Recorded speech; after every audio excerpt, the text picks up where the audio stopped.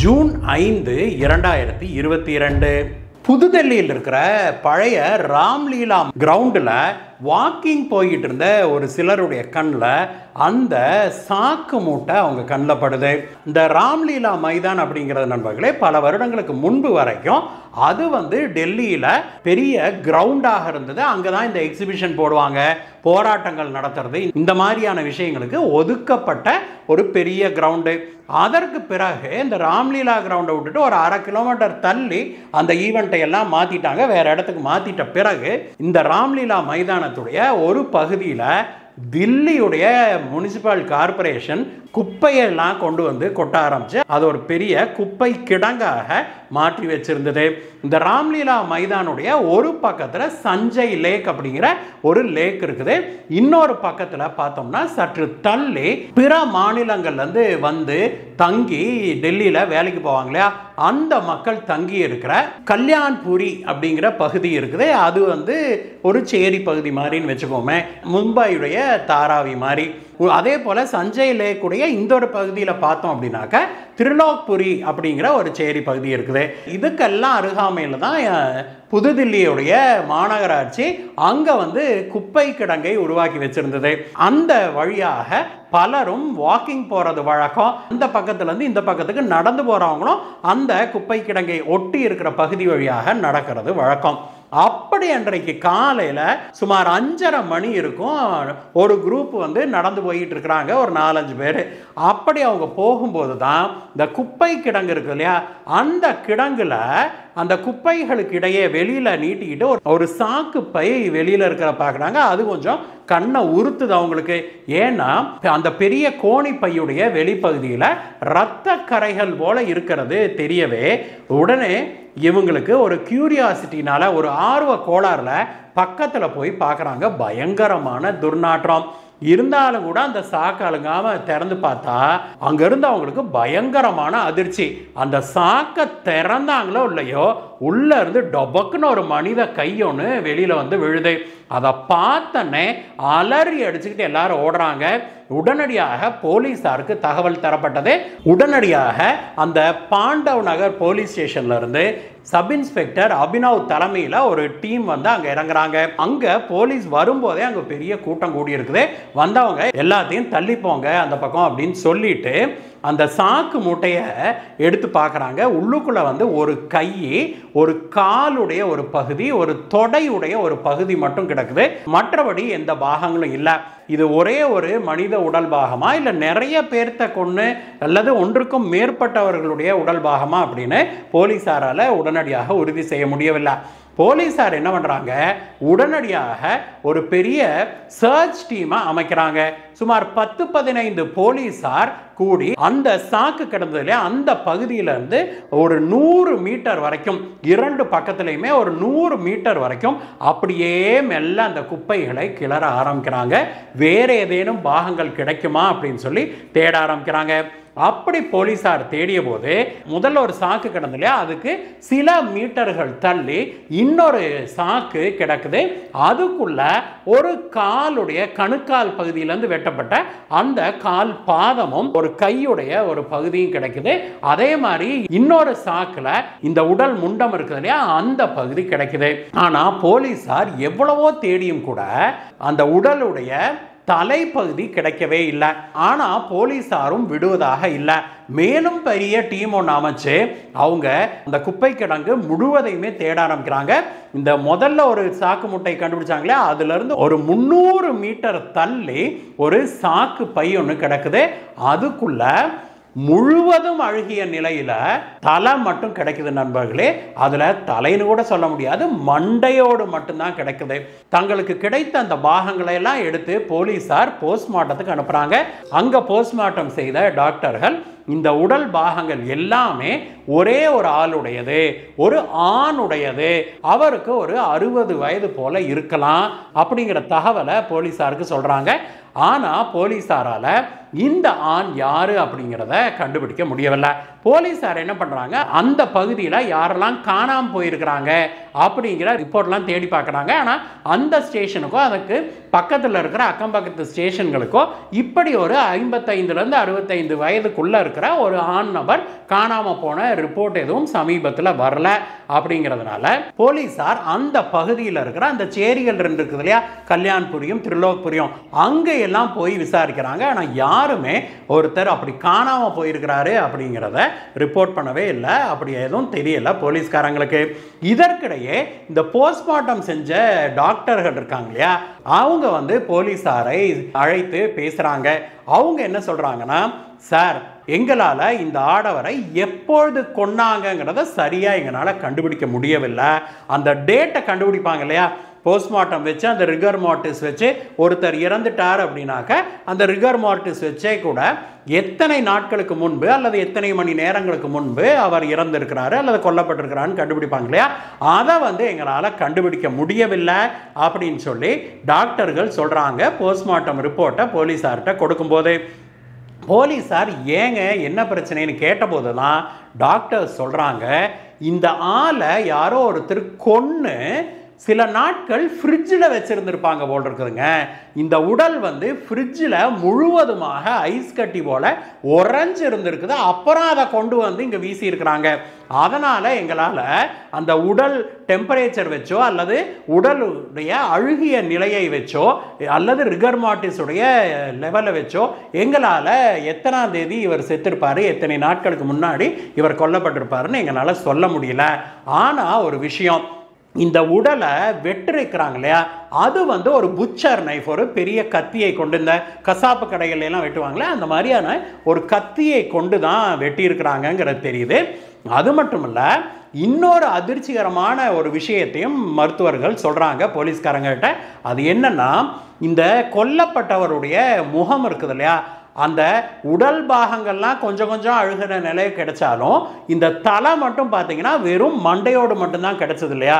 அதற்கான காரணம் என்ன அப்படிங்கிறத நாங்கள் கண்டுபிடிச்சிட்டோம் அப்படின்னு சொல்லி மருத்துவர்கள் சொல்கிறாங்க. அது என்ன அப்படின்னாக்க, அவரை கொன்ன பிறகு ஒரு கத்தியை வைத்து அவருடைய மண்டையோட்டுக்கு மேலே இருக்கிற இந்த முக பாகங்களை எல்லாம் சொரண்டி யாரோ எடுத்துட்டாங்க, அடையாளம் தெரியக்கூடாது அப்படிங்கிறதுக்காக முகத்தில் இருந்த எல்லா சதையையும் தோலையும் அப்படியே உரிச்சி யாரோ எடுத்திருக்கிறாங்க.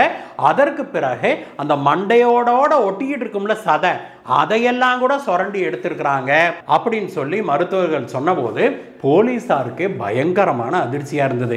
என்னடா இது, இந்த அளவுக்கு கொடூரமாக கூட மக்கள் இருக்கிறாங்களா அப்படின்னு சொல்லி போலீஸார் தேடுறாங்க. அதே சமயத்தில் போலீஸாருக்கு இப்பொழுது ஒரு புது தகவல் கிடைச்சது இல்லையா, அதாவது ஃப்ரீசரில் வச்சிருந்துருக்கிறாங்கன்னு. அதனால் போலீஸார் என்ன பண்ணுறாங்க, உடனடியாக அந்த பகுதி முழுவதும் எல்லா வீடுகளுக்கும் ரெய்டு போகிறாங்க. எல்லா வீட்டில் இருக்கிற ஃப்ரிட்ஜையும் திறந்து பார்த்து ஏதேனும் இரத்த கரைகள் இருக்குதா, இந்த மாதிரி உடலை வெட்டி போட்டு வச்சிருந்ததுக்கான அறிகுறி எதுவும் இருக்குதா அப்படின்னு சொல்லி தேடுறாங்க. ஆனால் துரதிர்ஷ்டவசமாக போலீஸாருக்கு அப்படி எந்த தடயமுமே கிடைக்கவில்லை. இதற்கிடையே 15 நாட்கள் ஓடிடுச்சு நண்பர்களே, ஒரு துப்பு கூட கிடைக்கல. இந்த போலீஸாருடைய இன்வெஸ்டிகேஷனும் மெல்ல மெல்ல ஸ்லோ டவுன் ஆக ஆரம்பிக்குது. இருந்தாலும் கூட அந்த சப் இன்ஸ்பெக்டர் இருக்கார் இல்லையா, அவர் தான் வந்து இதுக்கு இன்சார்ஜாக இருக்கிறாரு. அவர்னால இதை அவ்வளவு எளிதாக விடுறதுக்கு மனசு வரல. அவர் என்ன பண்றாரு, அடுத்த கட்டமாக 2 டீம்களை ஃபார்ம் பண்றாரு. ஒன்று, இந்த பகுதி முழுவதும் சிசிடிவி ஏதேனும் இருக்குதா அப்படின்னு கண்டுபிடிச்சு அந்த சிசிடிவி பதிவுகளை எடுத்து ஆராய சொல்றாரு. அதே சமயத்தில் இன்னொரு டீமை ஃபார்ம் பண்ணி அந்த குப்பை கிடங்கு இருக்குது இல்லையா, அந்த குப்பை கிடங்கு பகுதிக்குள்ள அந்த குறிப்பிட்ட ஒரு 15 நாட்களுக்குள்ளாக, ஏன்னா எப்போ செத்தாங்க எப்போ கொலை பண்ணாங்கன்னே தெரியாது இல்லையா, இந்த 15 நாட்களுக்குள்ளாக அங்கே வந்துட்டு போனால் அனைத்து ஃபோன் நம்பர் இருக்குது இல்லையா, அந்த ஃபோனை எல்லாம் அந்த நம்பர் எடுத்து அந்த கால் ரெக்கார்டை எல்லாம் படிக்க சொல்கிறாரு. இதில் இந்த முதல் டீம் இருக்கு இல்லையா, சிசிடிவி டீமு, அவங்க வந்து இன்ஸ்பெக்டர்கிட்ட ஒரு ரிப்போர்ட் கொடுக்க வர்றாங்க. அவங்க என்ன சொல்கிறாங்க, சார் இந்த பகுதியில் இது குப்பை கிடங்கு தானே, இங்கே வந்து எங்கேயுமே சிசிடிவிலாம் இல்லைங்க சார். ஆனால் கொஞ்சம் தள்ளி இந்த பகுதிக்கு வர்ற இடத்துல கொஞ்சம் தள்ளி ஒரு 2 மாடி கட்டடம் இருக்குது, அந்த வீட்டில் அவங்க சிசிடிவி வச்சிருக்கிறாங்க. அதை வந்து நாங்கள் ஆய்வு செய்துக்கிட்டு வர்றோம் அப்படின்னு சொல்கிறாரு. சரின்னு சொல்கிறாரு. மறுநாளே அந்த டீம் வந்து சப் இன்ஸ்பெக்டரை பார்த்து மறுபடியும் சொல்கிறாங்க, ஒரு நல்ல தகவல் சார் அப்படின்னு சொல்லி. அப்படி அவங்க ஆராய்ந்ததில் ஒரே ஒரு சம்பவம் மட்டும்தான் எங்களுக்கு சந்தேகப்படும்படியாக இருக்குதுங்க சார்னு அதை போட்டும் காட்டுறாங்க. அது என்ன அப்படின்னா, ஒரு பைக்கில் ஒரு ஆடவரும் ஒரு 55 வயது மதிக்கத்தக்க ஒரு பெண்மணியும் 2 சாக்கு மூட்டைகளோட வர்றது தெரியுது. அவங்க வந்து அந்த குப்பை கிடங்கு பகுதியில் ஒரு சாக்கு மூட்டை வீசுறது தெரியுது. அப்புறம் கொஞ்சம் தூரம் போய் சாக்கு மூட்டையை எடுத்து குப்பை கிடங்குல கொஞ்சம் குப்பை கிளறி உள்ள வச்சுட்டு மேலே மூடி வச்சுட்டு வர்றது தெரியுது. குப்பையை கொண்டாந்து போடுறவங்க யாராவது குப்பையை தோண்டி அதுக்குள்ள வச்சுட்டு மூடுவாங்களா அப்படிங்கிறதுனால இவங்க மேலே சந்தேகம் வந்ததுங்க சார்ன்னு சொல்லிட்டு அவர் என்ன சொல்கிறாரு, நாங்கள் மீண்டும் மீண்டும் ஆய்ந்ததில் இதே 2 பேர் 3 முறை இந்த குப்பை கிடங்கு பக்கத்தில் சாக்கு மூட்டையோட வந்துட்டு போயிருக்கிறாங்க அப்படிங்கிறது எங்களுக்கு தெரிஞ்சதுன்னு சொல்லவே, இந்த 2 பேர் யாரு அப்படின்னு தேடலாம் அப்படின்னா, துரதிர்ஷ்டவசமாக அந்த சிசிடிவி பதிவுகளில் அந்த 3 இடங்கள்லையுமே காட்சி வந்து ரொம்ப பிளராக இருக்குது. ஒன்று இரவு நேரம், அப்புறம் தூரத்தில் இந்த சிசிடிவி கேமரா இருந்ததுனால ரொம்ப பிளராக தெரிந்திருக்குது.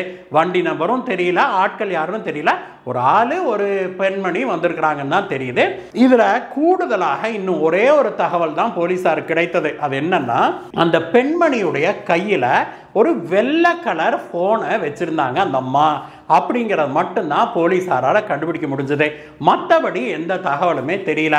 மீண்டும் நாட்கள் இப்படியே ஓட ஆரம்பிச்சிருச்சு. சுமார் 5 மாதங்கள் ஓடிடுது நண்பர்களே. அதற்குள்ளாக இந்த கேஸ் ஃபைலெல்லாம் அப்படியே ஒன்று கீழே போய் அப்படியே அடியில் போயிடுது. கிட்டத்தட்ட போலீஸாரெலாம் இந்த கேஸை மறந்துட்டாங்க அப்படின்னே சொல்லணும். இதுவும் ஒரு அன்சால்வ்டு கேஸாக போய்விடும் அப்படின்னு தான் பலரும் எதிர்பார்த்திருந்த அந்த வேளையில் இந்த வழக்கில் ஒரு மிகப்பெரிய திருப்புமுனை ஏற்படுது. அது என்னன்னா, டெல்லி கிரைம் பிரான்ச்ல இன்ஸ்பெக்டராக வேலை செய்த ராகேஷ் சர்மா அவர்களிடம் ஒரு ரிப்போர்ட் ஒன்று சப்மிட் பண்றாங்க. இந்த போனை எல்லாம் ஆய்வு செய்ய சொன்னாங்க இல்லையா, அந்த டம்ப் யார்டுக்கு யாரெல்லாம் வந்துட்டு போனாங்கன்னு ஒரு 15-20 நாளைக்கு எல்லாத்தோட நம்பரையும் எடுத்து ஆய்வு செய்ய சொன்னாங்க இல்லையா, அந்த டீம் வந்து ஒரு ரிப்போர்ட் கொடுக்குறாங்க கிரைம் பிரான்ச்சுக்கு. அந்த ரிப்போர்ட்ல அவங்க என்ன சொல்றாங்கன்னா, சிசிடிவி பதிவுகளின்படி பார்க்கும்போது மே 31 இரவும் ஜூன் 1 இரவும் இந்த பெண்மணியும் அந்த ஆளும் வந்து சாக்கு மூட்டைகளை வீசிட்டு போனது தெரியுது. அந்த கணக்கையெல்லாம் வச்சு நாங்கள் ஆய்வு செய்த போது மே 30 இந்த பகுதியை சேர்ந்த இந்த திரிலோக்புரி இருக்குது இல்லையா, அந்த பகுதியை சேர்ந்த ஒருவருடைய போன் சுவிட்ச் ஆஃப் ஆகிருக்குது. அதற்கு பிறகு இன்னைக்கு வரைக்கும் அந்த போன் சுவிட்ச் ஆன் ஆகவே இல்லை அப்படின்னு சொல்லி அவங்க சொல்றாங்க. இது வந்து ரொம்ப விசித்திரமா இருக்குது. ஏன்னா 31 இவங்க கொண்டாந்து வீசினாங்க அப்படின்னா மேபி 30 கொலை செஞ்சிருக்கலாம், அல்லது அதுக்கு முத நாளோ கூட கொலை செஞ்சிருக்கலாம். அதை வைத்து பார்க்கும்போது இந்த போனுக்கு உரியவர் தான் இந்த கொலை செய்யப்பட்டவராக இருக்கலாம் அப்படின்னு சொல்லவே உடனடியாக crime branch inspector Rakesh Sharma அந்த போன் யாருடையது அப்படிங்கிற தகவலை எடுக்கிறாரு. அது திரிலோக்புரியை சேர்ந்த அஞ்சன் தாஸ் அப்படிங்கிறவர் வாங்கின போனு, சிம் கார்டு அப்படின்னு தெரியவே உடனடியாக திரிலோக்புரியில் அந்த அஞ்சன் தாஸ் கொடுத்திருந்த அட்ரஸுக்கு விரைந்து போறாங்க. அங்க போய் பார்த்தபோது அவருடைய வீட்டில் எந்த கலைவரமும் இல்லை. அவருடைய மனைவி தான் கதவு திறக்கிறாங்க. உள்ளுக்குள்ள வந்து அவருடைய மருமகன் எல்லாருமே வீட்டில் இருக்கிறாங்க. அந்த பெண்மணிகிட்ட இந்த மாதிரி அஞ்சன் தாஸ் இருக்கிறாருங்களா அப்படின்னு கேட்டபோது அந்த அம்மா ரொம்ப கூலா, சார் அவரு எங்க சொந்த ஊருக்கு போயிருக்கிறாருங்க சார், பீகார்ல இருக்குது அப்படின்னு சொல்லி அந்த அம்மா சொல்றாங்க. அப்படியாம்மா, பீகார்ல எங்கம்மான்னு சொல்லும்போது ஒரு கிராமத்துடைய பெயரை அந்த அம்மா சொல்லிடுது. அந்த அம்மா கிட்ட மேற்கொண்டு எந்த விசாரணையும் செய்யாம அந்த கான்ஸ்டபிள்கள் திரும்பி வந்துடுறாங்க. இன்ஸ்பெக்டர் கிட்ட, கிரைம் பிரான்ச் இன்ஸ்பெக்டர்கிட்ட சொன்னோன்னே அவர் அந்த கான்ஸ்டபிள்களை நேராக நடைய கேட்டுங்க பீகாருக்கு, அந்த அம்மா சொன்ன கிராமத்துக்கு போய் பாருங்க அப்படின்னு சொல்லி அனுப்பிவிடுறாரு. அங்கே உடனடியாக இந்த கான்ஸ்டபிள்கள் அங்கே விரைந்து போகிறாங்க பீகாருக்கு. அங்கே போய் அவரோட அந்த அஞ்சன் தாஸுடைய வீடு எது அப்படின்னு கேட்டபோது ஊர்க்காரங்க, சின்ன கிராமம் தானே, ஊர்க்காரங்க கை காட்டுறாங்க. அங்கே போய் விசாரித்த போது அஞ்சன் தாஸ் இங்கே வரவே இல்லையே அப்படின்னு சொல்லி சொல்கிறாங்க. சார் அவர் எங்கள் ஊருக்கு வந்தே 2 வருஷம் ஆச்சுங்க அப்படின்னு சொல்லவே உடனடியாக கான்ஸ்டபிள் பறந்துக்கிட்டு இன்ஸ்பெக்டர் கிட்ட வராங்க. இந்த விஷயம் தெரிந்த உடனேயே இன்ஸ்பெக்டர் தன்னுடைய கான்ஸ்டபிள்களையும் அழைச்சிக்கிட்டு நேராக அஞ்சன் தாஸ் வீட்டுக்கு போறாரு. அஞ்சன் தாஸுடைய மனைவி அங்க இருக்கிறாங்க. அவருடைய மனைவி பூனம் தேவி, அப்புறம் அவருடைய மகன் தீபக் ஆகிய 2 பேரையும் போலீசார் ஸ்டேஷனுக்கு அழைக்கிறாங்க. கூடவே அவங்களுடைய மகளையும் மருமகளையும் கூட வாங்கம்மான்னு சொல்லி குடும்பத்தையே ஸ்டேஷனுக்கு கூட்டிட்டு வராங்க. ஸ்டேஷனுக்கு வந்து அவங்கள உட்கார வச்சுட்டு முதல்ல அவருடைய மகன் இருக்கார் இல்லையா, மகன் கிட்ட இருந்து தான் விசாரணையை ஆரம்பிக்கிறாங்க போலீஸ்காரங்க. அந்த மகன் என்ன சொல்றாரு அப்படின்னா, சார் எங்க அம்மாவுக்கு இது 3வது கல்யாணம். முதல் கல்யாணத்தில் பிறந்தவன் தான் நான். இதோ நிற்கிறாளே என் தங்கச்சி, அவள் வந்து 2வது கல்யாணத்தில் பிறந்தவா. இப்போ 3வது கல்யாணம் எங்கள் அம்மா பண்ணியிருக்கிறாங்க. இருந்தாலும் கூட நாங்கள் எல்லாருமே ஒன்றா தான் இருக்கிறோம். சரி, மற்ற கணவர்கள்லாம் எங்கே இருக்காங்கன்னு கேட்டபோது தான் தீபக் என்ன சொல்கிறாரு, சார் என்னுடைய தந்தையார் அம்மாவுடைய முதல் கணவர் வெகு காலத்துக்கு முன்னாடியே இறந்துட்டாரு. அதற்கு பிறகு அவருடைய 2வது கணவர் குடிச்சே மனுஷன் செத்து போனார். அதுக்கு பிறகு தான் அம்மா வந்து டெல்லி வந்தாங்க வேலைக்கு. டெல்லி வந்த பிறகு 3வதாக ஒரு கல்யாணம் பண்ணியிருக்காரு. இவரும் ஒரு குடிகாரன் தான் சார், வருவார் 10 நாள் வீட்டுக்கு வரமாட்டார், இப்படியே தான் இருக்குதுங்க சார் அப்படின்னு சொல்லி சொல்கிறாரு. அதே சமயத்தில் போலீஸார் அந்த அம்மாவுடைய மனைவி இருக்காங்களே அவங்கள தனியாக அந்த பக்கமாக கூட்டிகிட்டு போய் லேடி கான்ஸ்டபிள்கள் விசாரிக்கிறாங்க. அந்த அம்மா கிட்ட மேலும் கடுமையை காட்டுறாங்க போலீஸ்காரங்க.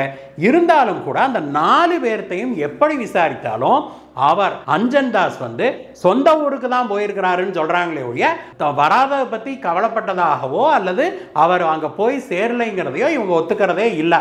அதற்கு பிறகுதான் போலீசார் என்ன பண்றாங்க, அந்த அம்மா பூனம் தேவியையும் இந்த தீபக் இருக்கான் இல்லையா அவருடைய மகன், இந்த மனைவியுடைய முதல் கணவருக்கு பிறந்த மகன் 2 பேரையும் தனித்தனியாக வச்சு போலீசார் தங்களுடைய பாணியில் விசாரிக்க ஆரம்பிக்கிறாங்க. முதல்ல பூனம் தேவிக்கு தான் ஸ்க்ரூவை டைட் பண்ணுறாங்க. போலீசார் தங்களுடைய வழக்கமான விசாரணைகளுக்கெல்லாம் அடுத்து போலீசார் பூனம் தேவிக்கு கிட்டுக்கு பிடி விசாரணை போட்டு விசாரிக்க ஆரம்பிக்கிறாங்க. போலீசாருடைய அந்த கிட்டுக்கு பிடி விசாரணையுடைய தீவிரத்தை தாங்க முடியாத பூனம் தேவி நடந்ததையெல்லாம் நான் சொல்றேன் சார் அப்படின்னு கதறா. அவ என்ன சொல்றா அப்படின்னா, சார் இவர் என்னுடைய 3வது கணவர், ஆனா தண்ணியை போட்டுட்டு வந்து தினம் என்னை அடிக்கிறாருங்க சார். அது மட்டும் இல்ல என்னுடைய மகள் கிட்ட இவர் தவறா நடந்துக்க முயற்சி பண்ணாரு. மக மட்டுமல்ல என்னுடைய மகன் தீபக் இருக்கானே அவனுக்கு கல்யாணம் பண்ணி வச்சிருக்கிறோம், மருமக இருக்கிறா வீட்டில், மருமக கிட்டையும் இவர் பாலியல் தொந்தரவுகள் கொடுக்கிறாரு. இதனால எங்களால் தாங்க முடியாம நாங்க தான் வந்து அவரை கொன்னுட்டோம் அப்படின்னு சொல்றா. சரி என்ன நடந்ததுன்னு சொல்லுமான்னு சொன்னபோது தான் மே 30ஆம் தேதி வழக்கம் போல இவர் தண்ணி போட்டு வந்தாருங்க சார். நாங்க இன்னும் கூட தண்ணி வாங்கி வீட்டில் வச்சிருந்தோம். மேலும் மேலும் அவருக்கு ஊற்றி கொடுத்தனே மனுஷன் மூச்சையாயிட்டாரு. அதற்கு பிறகு அவரை கழுத்தை நெரிச்சு தீபக் கொன்னுட்டான். அதற்கு பிறகுதான் தீபக் வந்து நாங்கள் ஏற்கனவே வாங்கி வச்சிருந்த ஒரு பெரிய புச்சர் நைஃபை வச்சு அவருடைய உடலை 10-12 பாகங்களாக வெட்டின உடனே கொண்டு போய் அப்படியே போட்டால் அழுகிரும், உடனே தெரிஞ்சு போயிருங்கிறதுனால நாங்கள் என்ன பண்ணோம், ஒவ்வொரு பாகத்தையும் ஒரு சாக்கில் கட்டி ஃப்ரிட்ஜுக்குள்ளே போட்டு வச்சிட்டோங்க சார். அதுக்கு பிறகு நாங்கள் ஒவ்வொரு பாகங்களாக கொண்டு போய் வீச ஆரம்பித்தோம். என்னதான் நம்ம வீசினாலும் இந்த தலை கிடச்சிருச்சுன்னா உடனே கண்டுபிடிச்சிருவாங்க அப்படிங்கிறதுனால நாங்கள் என்ன பண்ணோம், அந்த தலையில் மேலே இருக்கிற சதை தோல் எல்லாத்தையும் ஒரு கத்தி வச்சு நானும் தீபக்கும் சுரண்டி எடுத்துட்டு அப்புறம் மண்டையோட்டை மட்டும் கொண்டு போய் தள்ளி போட்டுட்டோம். நாங்கள் ஒவ்வொரு மூட்டையும் நாங்கள் குப்பை கிடங்குல வேறு இடங்களில் தள்ளி புதைச்சி வச்சுட்டு தான் வந்தோம். அப்படி இருந்தும் கூட நீங்கள் கண்டுபிடிச்சிட்டீங்க அப்படின்னு சொல்லி அந்த அம்மா சொல்கிறாங்க. உடனடியாக போலீசார் பூனம் தேவி, அவருடைய மகன் தீபக், அது மட்டும் இல்லாமல் இந்த கொலைக்கு உடந்தையாக இருந்தாங்க இல்லையா அந்த அம்மாவுடைய மகள் மற்றும் மருமக 4 பேர்த்தையும் பிடிச்சு உள்ள தள்ளி இருக்கிறாங்க. இந்த வழக்கு விசாரணை இன்னும் நீதிமன்றத்தில் நடந்துகிட்டு இருக்குது நண்பர்களே. இந்த வழக்கில் பூனம் தேவிக்கும் தீபக்குக்கும் அவருடைய மனைவிக்கும் சகோதரிக்கும் என்ன தண்டனை கொடுக்குறாங்களோ அதை வந்து நாங்கள் கம்யூனிட்டி டேப்பில் உங்களுக்கு அப்டேட் கொடுக்குறோம். இந்த வீடியோவை பற்றிய உங்களுடைய கருத்துக்களை சொல்லுங்கள் நண்பர்களே. மீண்டும் உங்களை வேறு வீடியோ சந்திக்கிறேன். Guys, bye bye.